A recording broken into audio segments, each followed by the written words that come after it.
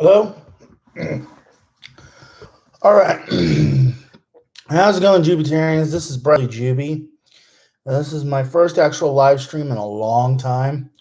Now I have my own laptop and I have Google Chrome, so I'm now able to live stream once again. Yay. First time in a little over 2 years. And yeah, I need a haircut, but well, this is going to be what we're going to actually talk about today. Now, unfortunately, this is going to be the first of a 10-part series I'm doing here on the vlog called The Dark Side of Bradley Juby. And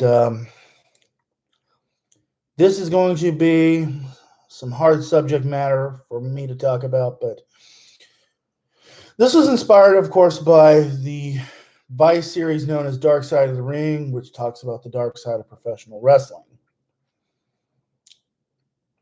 But anyway, this series is going to be about 10 stories of some of the worst moments in the life of Bradley Juby.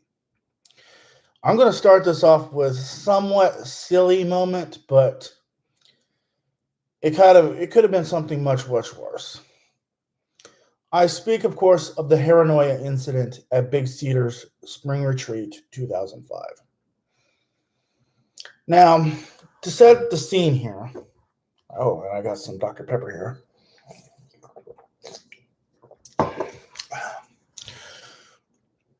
During my teenage years, from about 2003 to about 2008, I decided I wanted to let my hair grow long.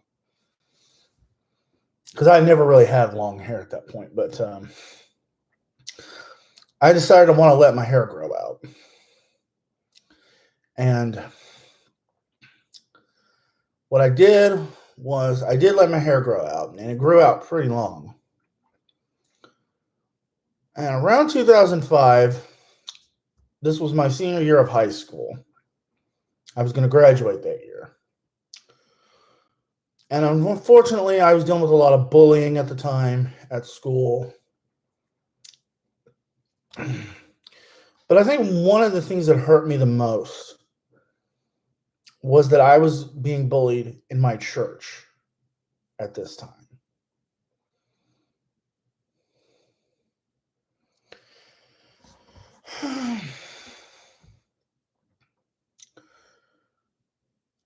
Now, how this all started was I was going to head to Spring Retreat 2005 at Big Cedars. And of course, it was the usual. We, we got picked up and had my Mountain Dew and had some other stuff and went down for the week and then. But apparently there were about 2 or 3 guys that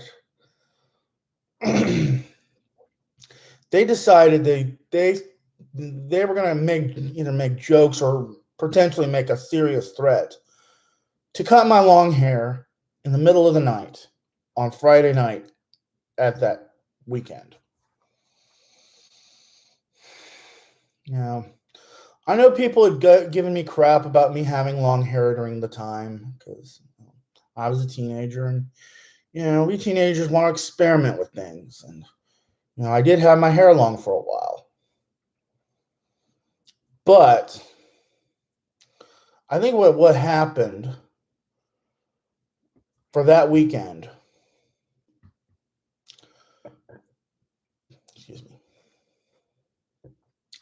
that weekend could have potentially made me not come back to Big Cedars or even to the Church of God of Prophecy, period.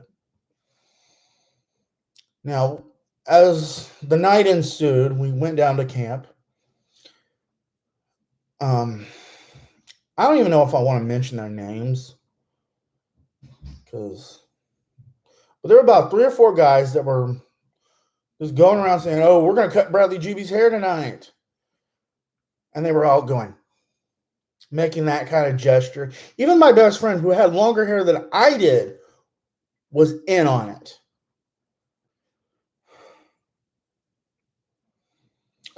Now, I wasn't feeling it that night. With all the bullying that I was going through at school during that time, even though it was about to come to an end because I was about to graduate, I figured that one place I should not have to put up with that is in a church setting. But it happened. That night, I went to my cabin. And this was when they were planning, or said they were going to plan, the cutting of my hair that night.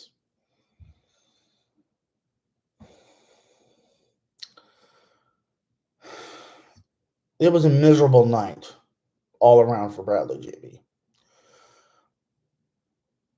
I could barely get any sleep that night. I did not want to close my eyes. I made sure my cabin leader, I was begging and pleading for my cabin leader to make sure the doors were locked. I was, trying to tell, some of the, staff that, I'm not feeling safe, make sure that these guys don't get out of their cabins at night and come breaking into my cabin to cut my hair, apparently. And I think that night I also carried a broomstick. There was a broom to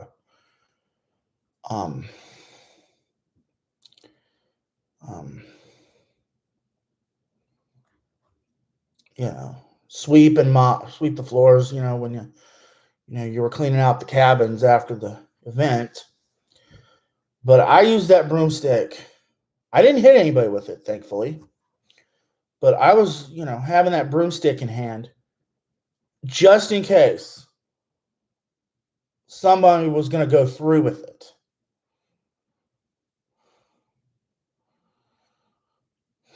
It made for one of the most miserable experiences at a Big Cedars. Now, the thankful part about it is, by the next day, it didn't happen. I think I made it known that I was really upset about it. I was really scared they were going to do this. Well, the next night, they kind of laid off on it, and, nothing was going to happen. And nothing did happen, thankfully. However, had there been an actual overt act done by these gentlemen to hurt me that night, not only could I have possibly assaulted them and possibly got kicked out of the camp forever, but there could have been the potential that if this did happen, that I would not go back to Big Cedars or even to the Weird Church of God of Prophecy. Because I feel like if it did happen, it would have proven to me that that place and those churches were not the right places for me. And, I could have lost my Christian faith in all of this. Because when I'm trying to seek God, I need to do so in a nurturing environment. In an environment that makes me not feel like I'm being threatened by people. And in an environment where I don't feel like I'm bullied. Because I've been bullied virtually every year of public school. And, and in my Job Corps years. And I'll talk about the last days of Job Corps in a future vlog. Because this is going to be part of this series. But that being said, long story short, nothing happened. I went home. My hair was still the way it was. Now, I did get it cut permanently in 2008. Because I was at a phase where I was really wanting to move on with my life and get a new look. And I was kind of getting tired of it anyway. But during that fiasco, that could have been the moment where I walked away from the church forever. But I didn't. And as such, I still continue my Big Cedar story to this day. And that concludes the story of Hair-a-Noia. Now, next week, I'm going to talk about a disturbing incident called the Raising Cain incident. It has nothing to do with the chicken restaurant. But what it does have to do, it has to do with my mom's last few months. And an incident that could have really messed me up, or I don't even know if I'd be alive right now. But that's another story for another time. I may do it sometime later this week. I may do it next week. But now apparently nobody has showed up in the comment section. So I'm going to cut this off. But anyway, thank you for this episode of The Dark Side of Bradley Juby, and I will see you later.